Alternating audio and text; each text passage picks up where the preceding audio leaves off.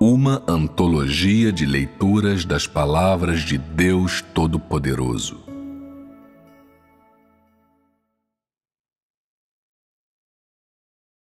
A diferença entre o ministério do Deus encarnado e o dever do homem.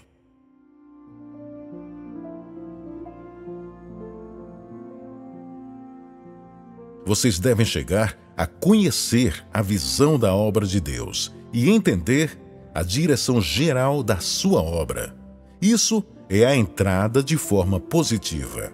Quando vocês dominarem com precisão as verdades da visão, sua entrada será segura. Não importa quanto a sua obra mude, você permanecerá firme em seu coração, estará claro sobre a visão e terá um objetivo para sua entrada e sua busca.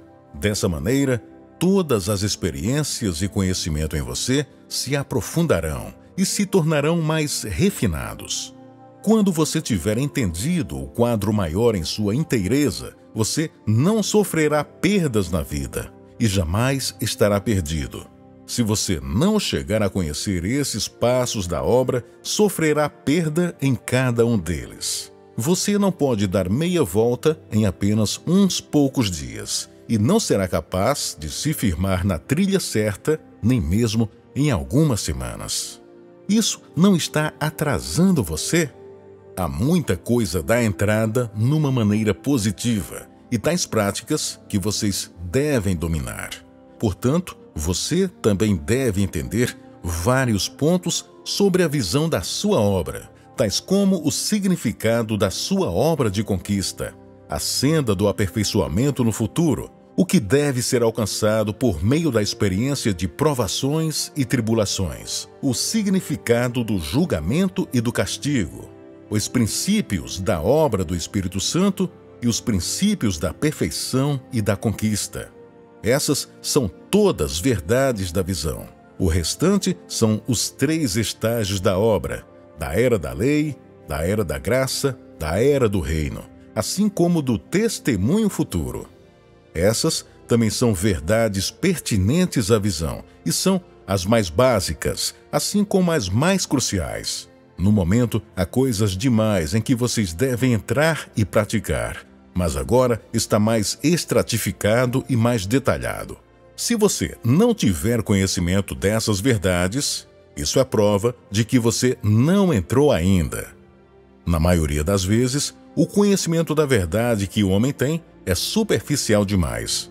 O homem é incapaz de colocar em prática certas verdades básicas e não sabe como lidar nem mesmo com questões triviais. A razão pela qual o homem é incapaz de praticar a verdade é por causa de seu caráter de rebeldia e porque seu conhecimento da obra de hoje é muito superficial e unilateral. Desse modo, não é uma tarefa fácil que o homem seja aperfeiçoado. Sua rebeldia é grande demais e você retém coisas demais do seu velho eu. Você não consegue permanecer do lado da verdade e não consegue praticar nem mesmo as verdades mais evidentes. Tais homens não podem ser salvos e são os que não foram conquistados. Se sua entrada não tem detalhes nem objetivos, o crescimento chegará a você lentamente. Se sua entrada não tiver nem um pingo de realidade, sua busca será em vão.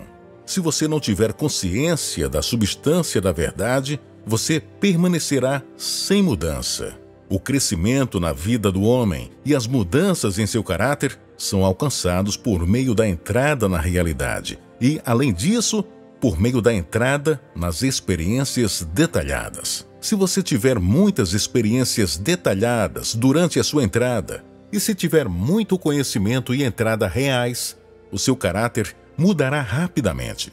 Mesmo que no momento você não esteja muito esclarecido na prática, você deve, no mínimo, estar esclarecido sobre a visão da obra. Se não estiver, você será incapaz de entrar e não o conseguirá fazer, a não ser que, primeiro, tenha conhecimento da verdade. Somente se o Espírito Santo o esclarecer em sua experiência, você ganhará um entendimento mais profundo da verdade, e entrará mais profundamente. Vocês precisam chegar a conhecer a obra de Deus. Depois da criação da humanidade no princípio, foram os israelitas que serviram como a base da obra. E todo o Israel era a base da obra de Jeová na terra. A obra de Jeová era liderar e pastorear diretamente o homem, estabelecendo as leis para que o homem pudesse viver uma vida normal e adorar Jeová de uma maneira normal na terra. Deus, na era da lei, não podia ser visto nem tocado pelo homem. Ele estava apenas liderando homens que foram primeiramente corrompidos por Satanás. E ele estava lá para instruir e pastorear esses homens. Por isso, as palavras que ele proferiu foram apenas estatutos, ordenanças e conhecimento comum sobre viver a vida como um homem, e não todas as verdades que suprem a vida do homem. Os israelitas, sob sua liderança, não eram aqueles que foram profundamente corrompidos por Satanás. Sua obra da lei era apenas o primeiríssimo estágio na obra de salvação, o primeiro momento da obra de salvação, e não tinha praticamente nada a ver com as mudanças no caráter de vida do homem. Portanto, não havia necessidade de que ele assumisse uma carne para a sua obra em Israel, no início da obra de salvação. Foi por isso que ele necessitou de um meio, isto é, de um instrumento por meio do qual tivesse contato com o homem. Assim, surgiram entre os seres criados aqueles que falaram e trabalharam da parte de Jeová. E foi assim que os filhos dos homens e os profetas vieram trabalhar entre os homens. Os filhos do homem trabalhavam entre os homens em nome de Jeová. Ser chamados assim por ele significa que tais homens estabeleceram as leis em nome de Jeová e que eles também eram sacerdotes entre o povo de Israel. Tais homens eram sacerdotes cuidados, protegidos por Jeová e operados pelo Espírito de Jeová. Eram líderes entre o povo e serviam diretamente a Jeová. Os profetas, por outro lado, eram os dedicados a falar em nome de Jeová para os homens de todas as terras e tribos. Também eram os que profetizavam a obra de Jeová. Fossem filhos do homem ou profetas, todos foram levantados pelo próprio Espírito de Jeová e tinham em si a obra de Jeová. Entre o povo, eles eram os que representavam diretamente Jeová. Eles operavam somente porque foram levantados por Jeová, não porque eles eram a carne nos quais o próprio Espírito Santo estava encarnado. Portanto, embora igualmente falassem e operassem em nome de Deus, aqueles filhos do homem e profetas, na era da lei, não eram carne do Deus encarnado. Foi exatamente o oposto disso na era da graça e no último estágio, pois a obra de salvação e julgamento do homem foram ambas feitas pelo próprio Deus encarnado. Portanto, não havia necessidade de levantar os profetas e os filhos do homem para operar em seu nome. Aos olhos do homem, não há diferenças substanciais entre a substância e o meio da obra deles. E é por essa razão que o homem sempre confunde a obra do Deus encarnado com a dos profetas e filhos do homem. A aparência do Deus encarnado era basicamente a mesma dos profetas e dos filhos do homem. E o Deus encarnado era ainda mais comum e mais real do que os profetas. Consequentemente, o homem é completamente incapaz de distinguir entre eles. O homem se concentra somente nas aparências, completamente inconsciente de que, embora ambos falem e operem, há uma substancial diferença, porque a habilidade de discernimento do homem é muito pobre. O homem é incapaz de discernir questões básicas e menos capaz ainda de distinguir algo tão complexo. As palavras e obra dos profetas e dos que foram usados pelo Espírito Santo foram todas em cumprimento do dever do homem, realizando sua função como um ser criado, fazendo o que o homem deve fazer. Entretanto, as palavras e a obra do Deus encarnado foram para executar seu ministério. Embora sua forma externa fosse a de um ser criado, a sua obra não foi executar a sua função, mas o seu ministério. O termo dever é usado em relação aos seres criados, ao passo que ministério é usado em relação à carne do Deus encarnado. Existe uma diferença essencial entre os dois, e os dois não são intercambiáveis. A obra do homem é apenas cumprir seu dever, ao passo que a obra de Deus é gerenciar e executar seu ministério. Portanto, embora muitos apóstolos tenham sido usados pelo Espírito Santo e muitos profetas estavam cheios do Espírito, suas obras e palavras foram apenas para cumprir o dever deles como seres criados. Embora as profecias deles pudessem ser maiores do que o caminho da vida, falado pelo Deus encarnado, e até a humanidade deles mais transcendente do que a do Deus encarnado, eles ainda estavam fazendo seu dever e não cumprindo o ministério deles. O dever do homem se refere à função do homem e é algo alcançável para o homem. Entretanto, o ministério executado pelo Deus encarnado está relacionado à sua gestão, sendo inalcançável pelo homem. Seja falando, operando ou manifestando maravilhas, o Deus encarnado está fazendo uma grande obra dentro da sua gestão. E tal obra não pode ser feita pelo homem no lugar de Deus. A obra do homem é apenas cumprir seu dever como um ser criado em um determinado estágio da obra de gerenciamento de Deus. Sem o gerenciamento de Deus, isto é, se o ministério do Deus encarnado se perdesse, então também se perderia o dever de um ser criado. A obra de Deus em executar seu ministério é para gerenciar o homem, ao passo que a do homem, ao cumprir seu dever, é a realização das suas próprias obrigações para atender às exigências do Criador, e não pode, de forma alguma, ser considerada como a execução do ministério de alguém. Para a essência inerente de Deus, isto é, seu espírito, a obra de Deus é seu gerenciamento. Mas para o Deus encarnado, que veste a forma externa de um ser criado, sua obra é a execução do seu ministério. Qualquer obra que ele faça é para executar seu ministério. E tudo o que o homem pode fazer é dar o melhor de si dentro do âmbito da sua gestão e sob a sua liderança. O homem cumprir seu dever é, na verdade, a realização de tudo o que é inerente ao homem, isto é, do que lhe é possível. É aí que o seu dever é cumprido. Os defeitos do homem durante seu serviço são reduzidos gradualmente por meio da experiência progressiva e do processo da sua experiência de julgamento. Eles não impedem nem afetam o dever do homem. Os que param de servir ou cedem e retrocedem com medo dos defeitos que possam existir no serviço são os mais covardes de todos os homens. Se o homem não pode expressar o que deve expressar durante o serviço, nem alcançar o que lhe é inerentemente possível, e em vez disso se engana e age sem se envolver, ele perdeu a função que um ser criado deveria ter. Esse tipo de homem é considerado uma nulidade medíocre e um inútil desperdício de espaço. Como pode alguém assim ser dignificado com o título de um ser criado? Não é uma entidade de corrupção que brilha por fora, mas está podre por dentro?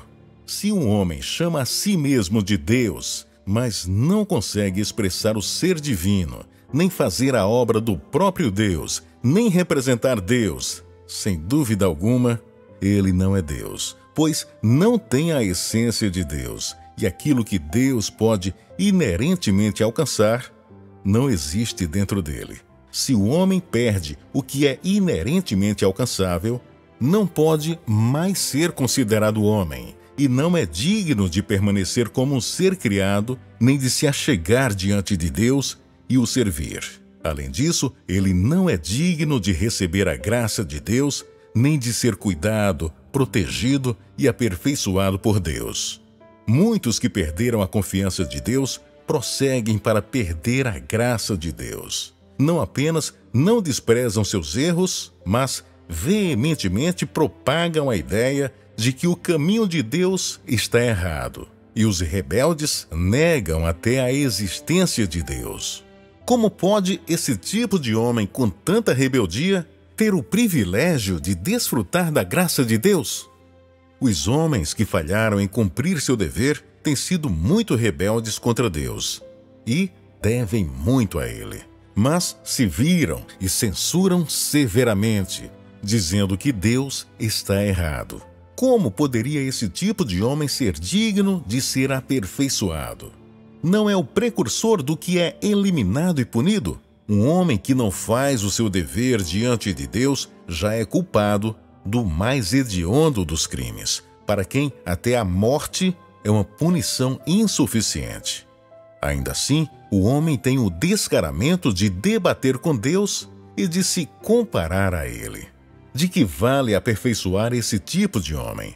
Se o homem falha em cumprir seu dever, deveria se sentir culpado e endividado. Deveria menosprezar sua fraqueza e inutilidade, sua rebeldia e corrupção.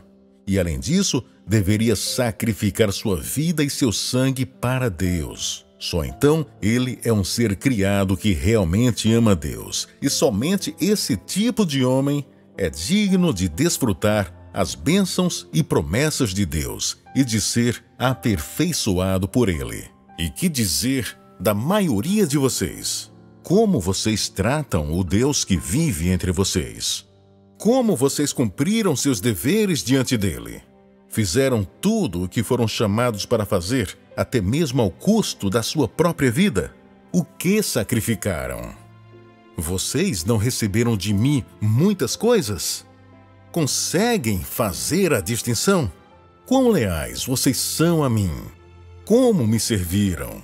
E o que dizer de tudo que eu tenho dado e feito por vocês? Vocês calcularam tudo isso? Julgaram e compararam isso com essa mínima consciência que vocês têm? Suas palavras e ações tornam vocês dignos de quem? Seria possível que esse seu sacrifício minúsculo fosse digno de tudo que eu concedi a vocês? Eu não tenho outra escolha e tenho sido dedicado a vocês de todo o coração. Mesmo assim, vocês abrigam dúvidas maldosas sobre mim e têm os corações divididos. Essa é a extensão do seu dever, da sua única função. Não é assim? Vocês não sabem que não cumpriram em nada o dever de um ser criado. Como vocês podem ser considerados um ser criado? Vocês não sabem claramente o que estão expressando e vivendo?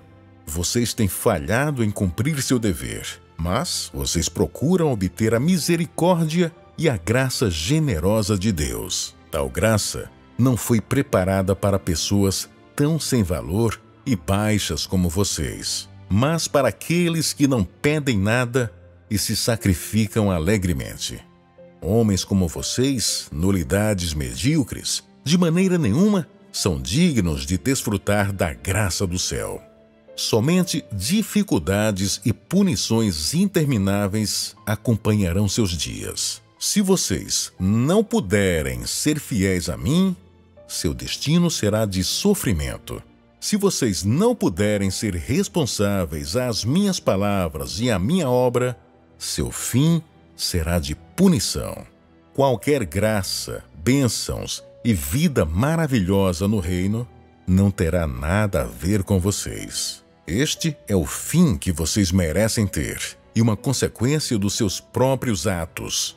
Aqueles homens imprudentes e arrogantes não apenas não deram seu melhor, nem cumpriram seu dever, mas, em vez disso, têm as mãos estendidas para a graça, como se o que eles pedissem fosse merecido. E, se não recebem o que pedem, tornam-se cada vez mais infiéis. Como podem tais homens ser considerados razoáveis? Vocês são de calibre baixo e desprovidos de razão, completamente incapazes de cumprir o dever que devem cumprir durante a obra de gerenciamento. O seu valor já caiu precipitadamente. Seu fracasso em me retribuir por lhes mostrar tal favor já é um ato de extrema rebeldia, suficiente para condená-los e demonstrar sua covardia, incompetência, baixeza e indignidade. Como vocês ainda podem estar qualificados para manter suas mãos estendidas? Vocês são incapazes de darem a menor assistência à minha obra, incapazes de se comprometerem com a sua fé e incapazes de serem testemunhas para mim.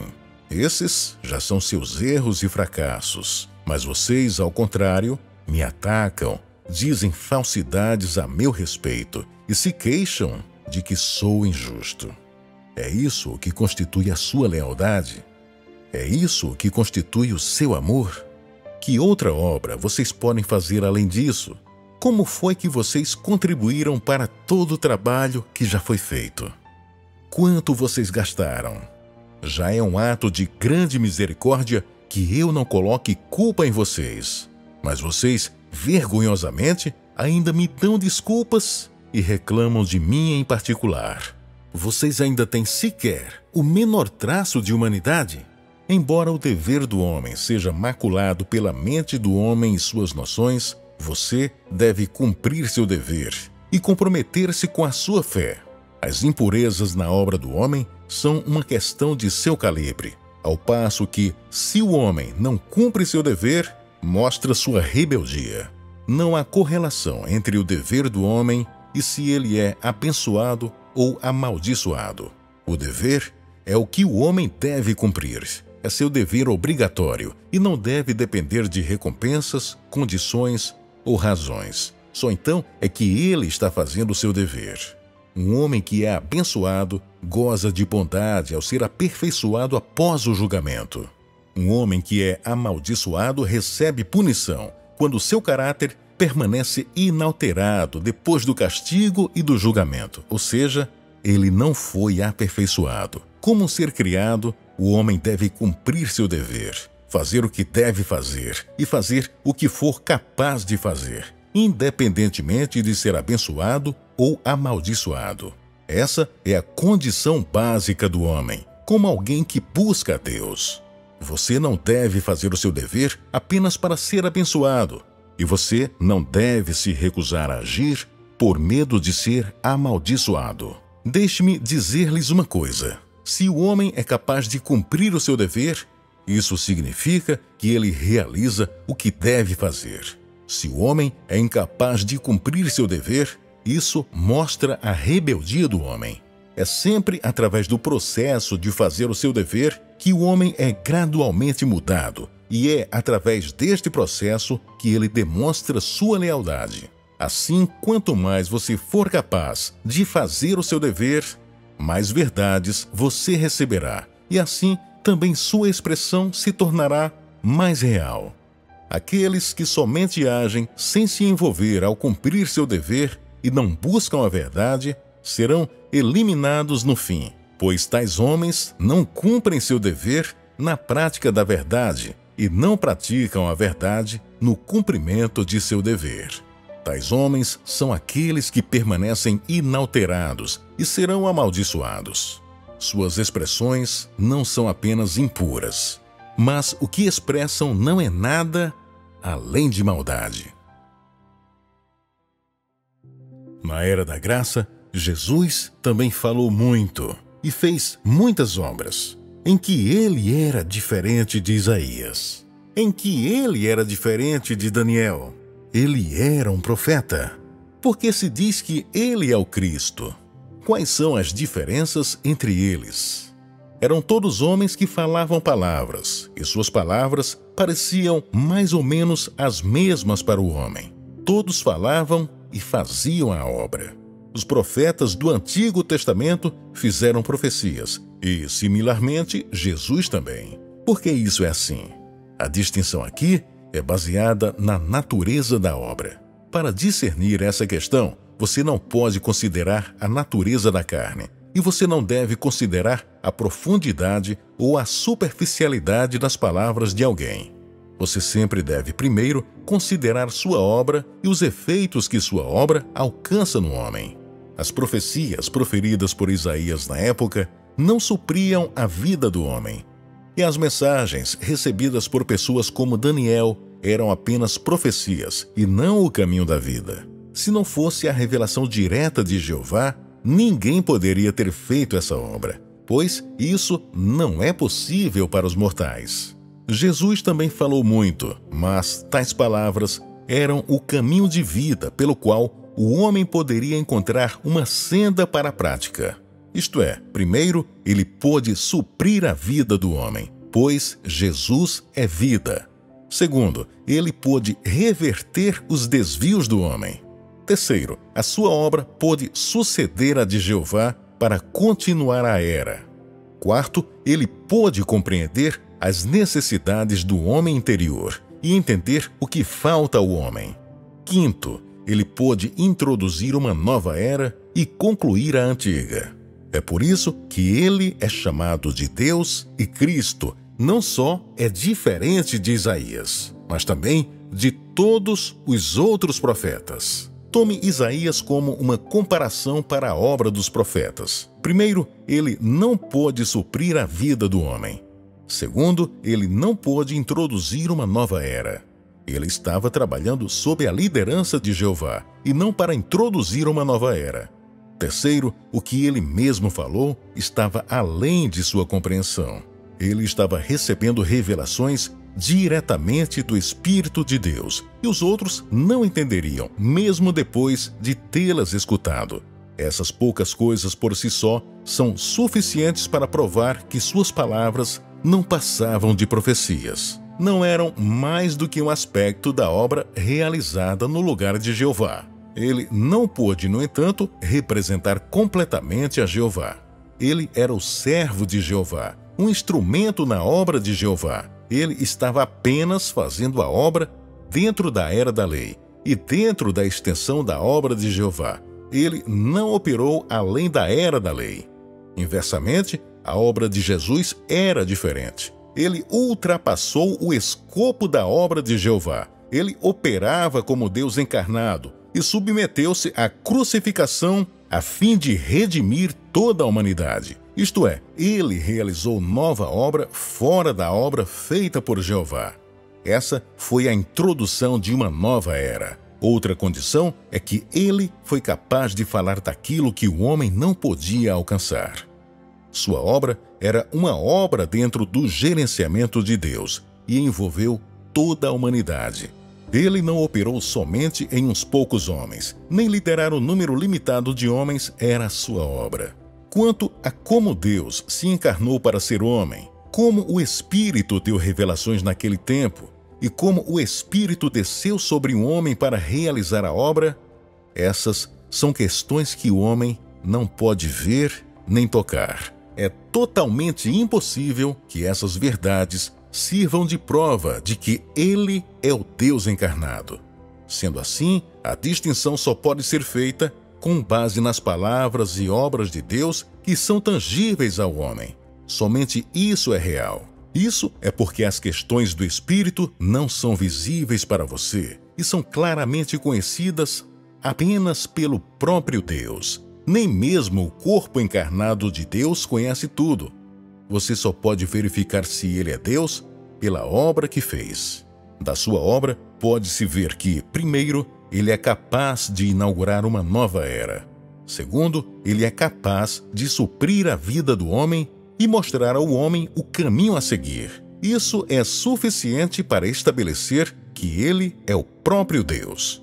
No mínimo, a obra que ele fez pode representar totalmente o Espírito de Deus. E de tal obra, pode-se ver que o Espírito de Deus está dentro dele. Como a obra feita pelo Deus encarnado foi principalmente para introduzir uma nova era, liderar novas obras e abrir novas circunstâncias, essas poucas condições são suficientes para estabelecer que ele é o próprio Deus. Isso, portanto, o diferencia de Isaías, de Daniel e dos outros grandes profetas. Isaías, Daniel e os outros eram todos de uma classe de homens altamente instruídos e cultos. Eles eram homens extraordinários, sob a liderança de Jeová. O corpo encarnado de Deus também tinha conhecimento e não tinha falta de intelecto, mas sua humanidade era particularmente normal. Ele era um homem comum e o olho nu não pôde discernir qualquer humanidade especial nele, nem detectar qualquer coisa em sua humanidade que fosse diferente da dos outros. Ele não era, de forma alguma, sobrenatural nem único, e ele não possuía nenhuma educação, conhecimento ou teorias superiores. A vida da qual ele falou e a senda que ele liderou não foram ganhos por meio da teoria, por meio de conhecimento, por meio de experiência de vida, nem por meio de educação familiar.